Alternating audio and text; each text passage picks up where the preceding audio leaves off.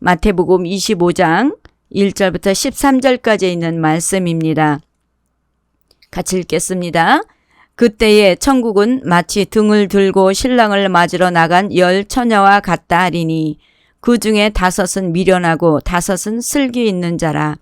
미련한 자들은 등을 가지되 기름을 가지지 아니하고 슬기 있는 자들은 그릇에 기름을 담아 등과 함께 가져갔더니 신랑이 더디 오므로 다 졸며 잘세 밤중에 소리가 나되 보라 신랑이로다 맞으러 나오라 하매 이에 그 처녀들이 다 일어나 등을 준비할세 미련한 자들이 슬기 있는 자들에게 이르되 우리 등불이 꺼졌가니 너희 기름을 좀 나눠달라 하거늘 슬기 있는 자들이 대답하여 이르되 우리와 너희가 쓰기에 다 부족할까 하노니 차라리 파는 자들에게 가서 너희 쓸 것을 사라 하니 그들이 사러 간 사이에 신랑이 오므로 준비하였던 자들은 함께 혼인잔치에 들어가고 문은 닫힌지라. 그 후에 남은 처녀들이 와서 이르되 주여 주여 우리에게 열어주소서 대답하여 이르되 진실로 너희에게 이르노니 내가 너희를 알지 못하노라 하였느니라. 그런즉 깨어 있으라. 너희는 그 날과 그때를 알지 못하느니라. 아멘. 마태복음 25장 1절부터 13절까지 있는 말씀 항상 깨어 준비하라. 같이 은혜를 나누겠습니다. 2004년도에 만든 아이 로봇이라는 SF 영화가 있습니다. 이 영화는 2035년을 상상해서 만든 영화인데요. 로봇에게 인공지능을 부착하면서 인간을 돕거나 지키라고 만든 로봇이 거꾸로 인간을 통제하고 명령하며 공격하는 것을 봅니다. 아마 이 영화를 보신 분들도 계실 겁니다. 영화인 줄 알면서도 사람을 오싹하게 만드는 영화죠. 이뿐 아니라 인공지능을 다룬 SF 영화들은 많이 만들어졌는데요. 지금까지 공상과학 영화 속에서 나오는 미래는 거의가 현실로 나타나고 있다는 것을 날이 갈수록 부정하지는 않으실 것입니다. 그런데 AI 로봇이 현실화되어 가고 있는 것을 우리 눈으로 볼 수 있는 것이 우리 2017년 10월 세계 최초 로봇으로 사우디아라비아에서 시민권까지 발급받은 휴머노이드 소피아 로봇이 있죠. 이 사진은 한국에서 지능정보산업협회 주최로 열린 컨퍼런스에 데려가서 질문을 답하는 AI 로봇인데요. 이 휴머노이드 로봇은 배우 오드리 헵번 얼굴을 본뜬 것으로서 62가지의 감정을 얼굴로 표현이 가능하다고 합니다. 그리고 대화도 가능하고 또 현재까지 개발된 로봇 가운데 사람과 가장 유사하고 심층학습 능력이 있다라는 평가를 받습니다. 또 몇 년 전에는 CNBC에 출연한 헨슨 박사는 소피아와 함께 대화를 나누고 있는 동영상을 공개했는데요.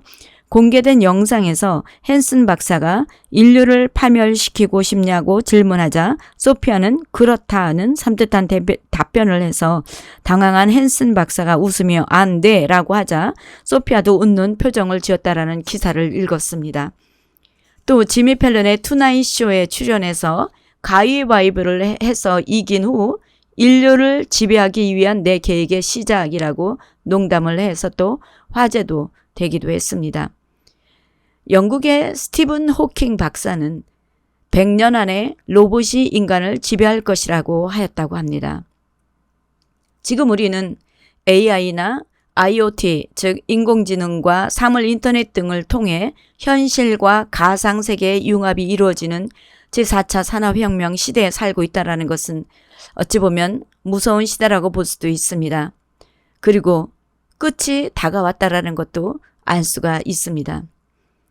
지금 여러분들이 사용하고 있는 스마트폰도 비밀번호 대신 지문을 사용하는데 더 나아가 지문 대신 이제는 홍채를 인식해서 보안기술로 사용하기도 합니다.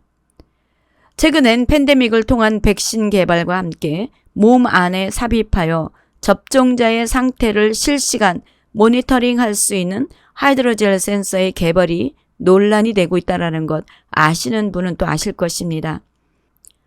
하이드로젤은 평상시에는 액체 상태로 있다가 우리 몸과 같은 온도가 되면 고체로 변하게 된다고 합니다. 이것의 특징은 약물과 혼합하기 쉽고 신체 부위에 원하는 곳, 원하는 조직에 하이드로젤 센서를 단순히 주사로 주입할 수 있다는 것이죠. 이것이 의료 분야에 선하게 사용되어 생명을 살리는 일에 쓰인다면 이것보다 더 좋은 일이 없겠죠. 지금 스웨덴에서 많이 사용되고 있는 베리칩은 다소 부피도 크고 살짝 돌출되어 있어서 칩의 파손과 사람의 근육이 손상되기도 하지만 이에서 더 진화된 하이드로젤 센서는 체내에 주입되면 인체 조직과 결합되어 신체의 일부가 되기에 다시는 제거하거나 변형이 불가능하게 된다는 것입니다. 그리고 체내에 들어간 이 센서는 무선 네트워크를 통해 실시간 중앙 컴퓨터에 연결이 되는 것입니다. 만약에 이것이 체내에 들어가면 자신의 건강 상태를 본인이 자각하기도 전에 중앙 컴퓨터가 감지하여서 곧장 보건국 등의 정부기관에 보고된다는 것이죠. 의료적인 부분에서는 획기적인 최첨단 기술이며 좋은 영향을 줄 수 있지만 그러나 이것이 악용될 소지가 있다라는 것입니다. 내년 초에는 이 하이드로젤 센서를 FDA의 승인을 받을 예정이라고 합니다.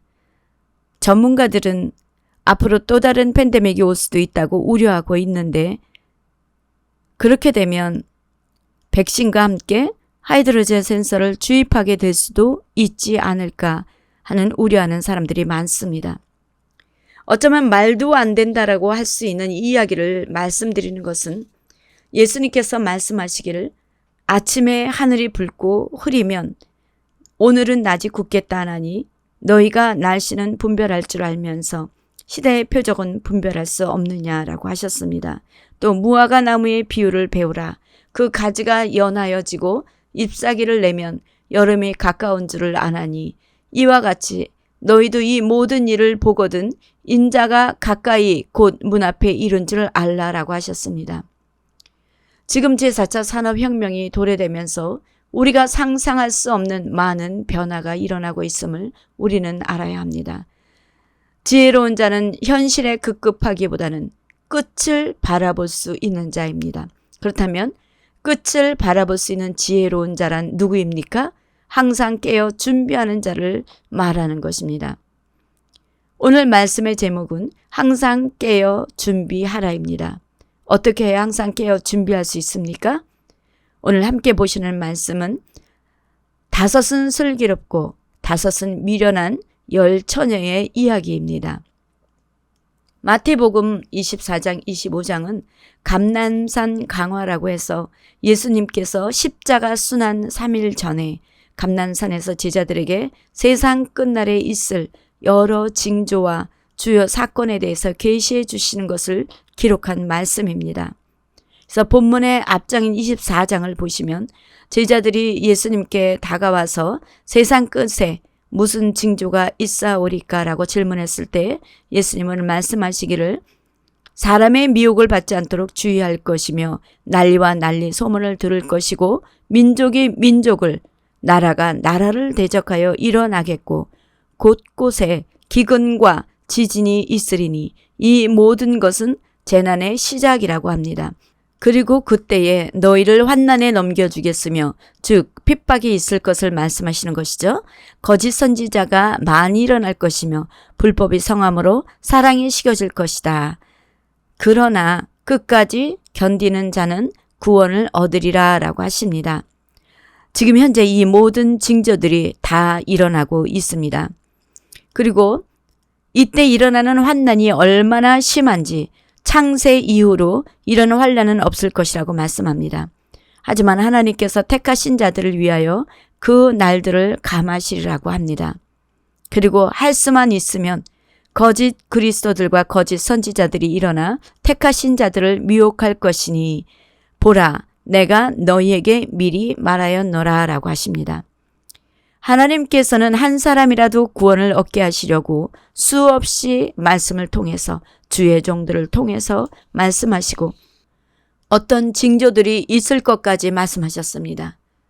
그리고 예수님이 곧 오신다고 하시면서도 늦어지는 이유는 다 회개하여 아무도 멸망하지 않는 것을 원하기 때문이라고 베드로후서는 말씀하셨습니다.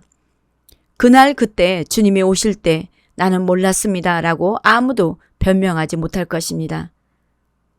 주님은 말씀하셨습니다. 천지는 없어질지언정 내 말은 없어지지 아니하리라고 하십니다. 아멘. 하나님의 말씀은 1.1획도 변함없이 다 이루어질 줄 믿습니다. 이 마지막 때에 일어날 징조와 사건들을 말씀하신 예수님은 본문에서 그때 당시의 결혼 풍습을 예를 들어 슬기로운 처녀 5명, 미련한 처녀 5명 이렇게 10처녀에 대한 비유를 말씀하시죠. 그래서 우리 1절에 보시면 그때에 천국은 마치 등을 들고 신랑을 맞으러 나간 10처녀와 같다 하리니, 이스라엘의 하루는 해질 무렵부터 시작되기에 결혼도 보통 해가 진 후에 진행되었습니다. 신랑인 예수님은 천국에 있을 곳을 준비하고 신부의 집으로 오시죠. 여기서 10처녀는 혼인잔치에 초대된 신부의 들러리들입니다. 그리고 신랑을 맞이하는 처녀들의 모습은 천국 백성이 될 이 시대에 성도들이 어떻게 주님을 맞이할 것인 것을 교훈하는 것입니다. 그렇다면 당연히 슬기로운 5처녀가 되어야겠죠.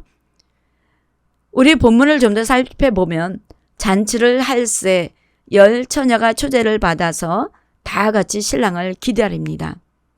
근데 신랑이 더디 옵니다. 그래서 모두가 다 졸면서 잠이 들어버리죠. 그때 한밤중에 소리가 납니다. 신랑이로다 맞으러 나오라 라는 이 소리를 듣고 처녀들이 불이 나게 일어나 등을 준비하는데, 이 미련한 자들은 등불이 꺼져가니까 기름을 파는 자들에게 사러 간 사이에 기름이 준비된 처녀들만 신랑과 함께 혼인잔치에 들어가 문은 닫힙니다.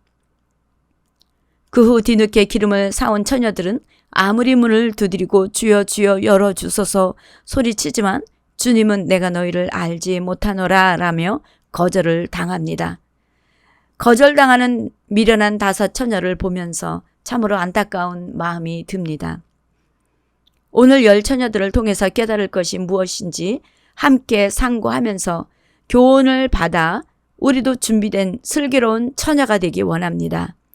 먼저 이 10처녀들을 비교해 볼 때 같은 점은 무엇이고 다른 점은 무엇인지 한번 우리 비교하면서 보겠습니다. 10처녀를 보면 모두가 다 잔치의 초청을 받습니다. 그리고 똑같이 등을 가졌고 신랑을 기다렸습니다. 그리고 또 신랑을 기다리다가 신랑이 더디옴으로 다 졸았다라고 합니다. 이것은 무엇을 말할까요? 졸았다라는 것은 낮에 일을 해서 피곤할 수가 있는 것입니다. 그런데다가 또 밤늦게까지 신랑이 도착하지 않자 졸 수는 있죠. 하지만 똑같이 초청받고 등을 가지고 신랑을 기다렸다라는 것은 똑같이 예수를 믿은 후부터 신앙생활을 말하는 것입니다. 그러니까 주일날 되면 예배드리고 순서가 오면 봉사도 하는 이런 외적인 그러한 신앙생활을 의미하고 있는 것이죠. 그래서 겉으로 보기에는 우리의 신앙생활은 누구나가 다 믿음이 좋아 보입니다. 그렇다면 슬기로운 처녀와 미련한 처녀와 다른 그 점은 무엇입니까? 슬기로운 처녀들은 기름을 준비했지만 미련한 처녀들은 기름을 준비하지 않았습니다. 그렇다면 왜 이런 차이가 있었을까요?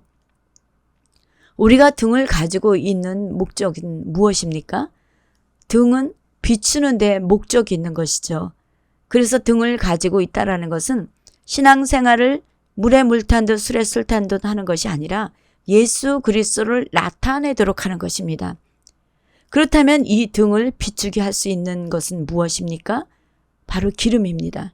기름이 있어야 불을 밝혀서 비출 수가 있는 것이죠. 그래서 마태복음 5장 보시면 너희는 세상의 빛이라 산 위에 있는 동네가 숨겨지지 못할 것이요 사람이 등불을 켜서 말 아래에 두지 아니하고 등경 위에 두나니 이러므로 집안 모든 사람에게 비치느니라. 이같이 너희 빛이 사람 앞에 비치게 하여 그들로 너희 착한 행실을 보고 하늘에 계신 너희 아버지께 영광을 돌리게 하라 라고 하였습니다. 특히 요즘같이 시급한 시대일수록 더욱 그리스도인으로서 사랑의 빛을 비춰야 되는 줄 믿습니다. 그래서 등은 외형적인 신앙생활이라고 한다면 기름은 우리의 외형적인 신앙생활을 유지해주는 성령 충만한 삶을 상징하는 것입니다. 똑같이 예수를 믿고 은혜를 받았어도 어떤 사람은 그 믿음이 금방 식어서 뜨뜻미지근한가 하면 어떤 사람은 갈수록 신앙에 불이 붙어서 복음을 전합니다. 왜 이런 차이가 납니까? 성령 충만하기 때문입니다. 성령 충만을 받으면 말씀을 사모하게 되고 기도가 사모되며 어떤 시련이 와도 능히 이기게 됩니다. 그래서 사도 바울은 에베소서 5장에 보면 술 취하지 말라 이는 방탕한 것이니 오직 성령으로 충만함을 받으라. 시와 찬송과 신령한 노래들로 서로 화답하며 너희의 마음으로 주께 노래하며 찬송하며 범사에 우리 주 예수 그리스도의 이름으로 항상 아버지 하나님께 감사하며 그리스도를 경외함으로 피차 복종하라라고 했습니다. 이 말씀을 볼 때 성령의 충만한 성도는 하나님을 찬양합니다. 그래서 어떤 일이 닥쳐도 내 입술에서는 하나님을 찬양하게 되는 것입니다. 여러분 삶 속에 찬양이 있으십니까? 여러분 입술에는 찬양의 소리가 끊이지는 않으셨습니까? 하나님께서 우리를 지으신 목적이 하나님을 찬양하기 위한 것이라고 이사야를 통해서 말씀하였습니다. 찬양이 멈췄다면 찬양을 회복하시기 바랍니다.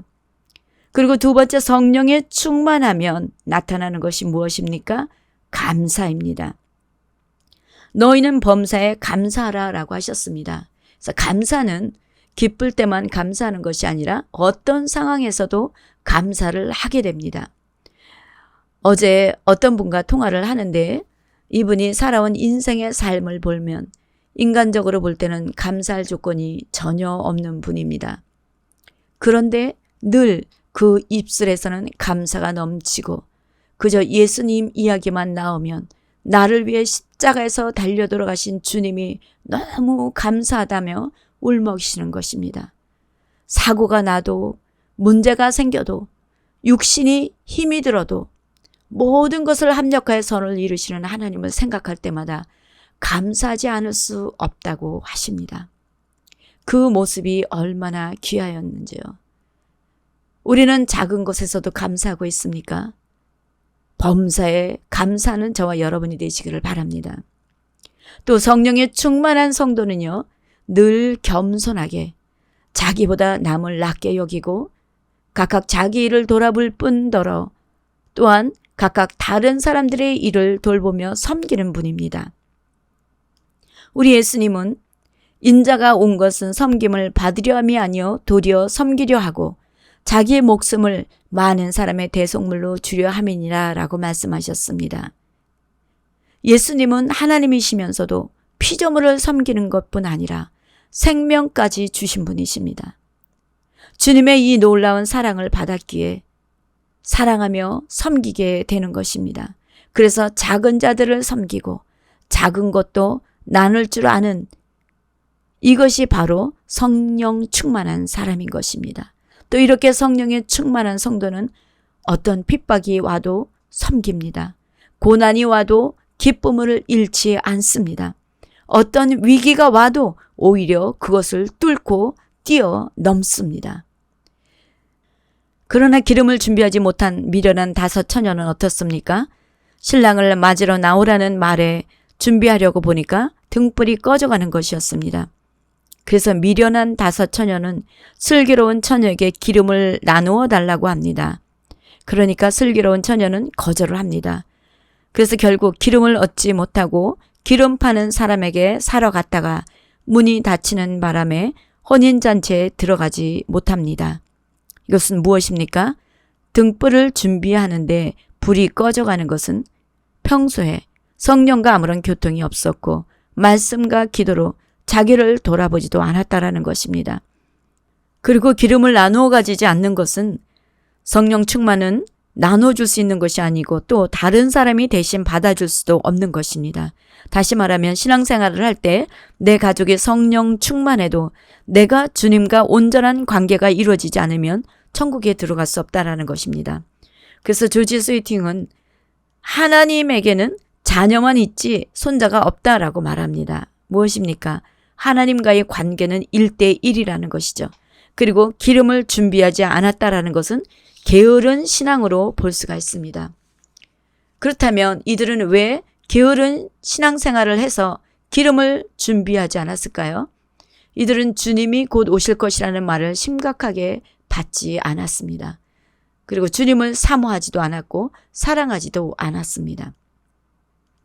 우리 마태복음 24장 45절부터 25장까지는 종말을 맞이하는 성도의 자세에 대해서 기록한 말씀인데 24장 45절 보시면요. 충성되고 지혜 있는 종과 악한 종을 비유해서 말씀을 하셨는데요. 충성되고 지혜로운 종은 주인이 언제인지를 모르지만 다시 돌아오실 것을 기다리며 그 집 사람들을 맡아서 때를 따라 양식을 나눠주고 있었습니다. 그래서 부지런한 종이라는 것을 알 수가 있죠. 자기의 맡은 바 사명을 부지런히 감당을 하였다라는 것입니다. 그러나 주인이 더디 오리라고 생각한 악한 종은 술 친구들과 더불어 먹고 마셨다고 했습니다. 무엇입니까? 게으르고 형식적인 신앙생활을 말하고 있는 것입니다. 그래서 그들은 외식하는 자가 받은 벌에 처하여 슬피 울며 이를 갈게 되리라고 하였습니다.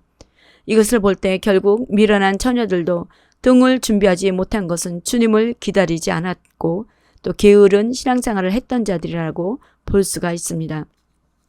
그래서 기름을 준비하지 못한 미련한 자들은 천국에 들어가지 못하였습니다. 예수님은 24장에서도 마지막 때를 경고하셨죠.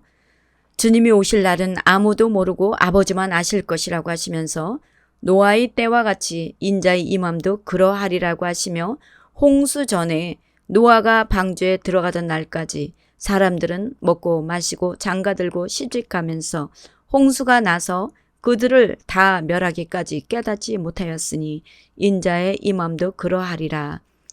그때에 두 사람이 밭에 있으면 한 사람은 데려가고 한 사람은 버려둠을 당할 것이요. 두 여자가 맷돌질을 하고 있음에 한 사람은 데려가고 한 사람은 버려둠을 당할 것이다 라고 합니다. 여기서 두 사람은 다 데려가지 않고 두 사람 중에 한 사람만 데려가고 한 사람은 버렸다라는 것은 무엇일까요? 교회를 다녀도 모두가 다 천국에 들어가지 못한다라는 것입니다. 그래서 우리는 깊이 생각해야 됩니다. 그러므로 주님은 말씀하십니다. 마태복음 24장 보시면 그러므로 깨어 있으라. 어느 날에 너희 주가 임할는지 너희가 알지 못함이니라. 이러므로 너희도 준비하고 있으라. 생각하지 않는 때에 인자가 오리라. 그리고 25장 13절에서도 보면 그런즉 깨어 있으라. 너희는 그 날과 그때를 알지 못하느니라 라고 말씀하셨습니다. 사랑하는 성도 여러분, 충성되고 지혜로운 종은 주님을 기다리며 자기 사명을 묵묵히 감당하였고 슬기로운 처녀는 부지런히 기름을 준비하였습니다. 이들은 주님을 사랑하며 사모하며 기다렸던 종입니다. 그러나 악한 종과 미련한 처녀들은 주님이 더디 오리라 생각하며 사모하지도 않았고 기다리지도 않았습니다. 이것은 하나님이 주신 소명도 무시한 것이죠. 주님은 이제 곧 오십니다. 사도 바울은 너희를 권하노니 하나님의 은혜를 헛되이 받지 말라. 보라 지금은 은혜 받을 만한 때요 보라 지금은 구원의 날이라고 하였습니다. 나는 지금 기름이 준비되어 있습니까? 등불이 꺼져가지는 않습니까? 기름이 메말라가지는 않습니까?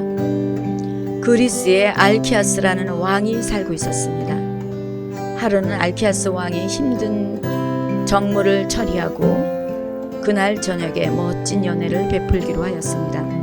그래서 성대한 잔치를 명령하고 대신들까지 빠짐없이 참석하도록 합니다. 시간이 되자 참석자들이 모두 도착했고 맛있는 요리와 그리고 좋은 음악과 춤이 어우러져서 분위기가 최고조에 달했습니다. 잔치가 한창 무르익어 가고 있을 때 누군가 알키아스 왕에게 편지를 가져옵니다. 임금님은 그 편지를 받고 아니야, 오늘은 흉겨운 잔치인데 정문은 내일 봐야지 하며 옆으로 밀어놓습니다. 그리고 잠시 후 멋진 무희가 들어와 춤을 추기 시작하더니 변장한 자객이 느닷없이 숨겨둔 칼을 뽑아 알키아스 왕을 향해 내리칩니다.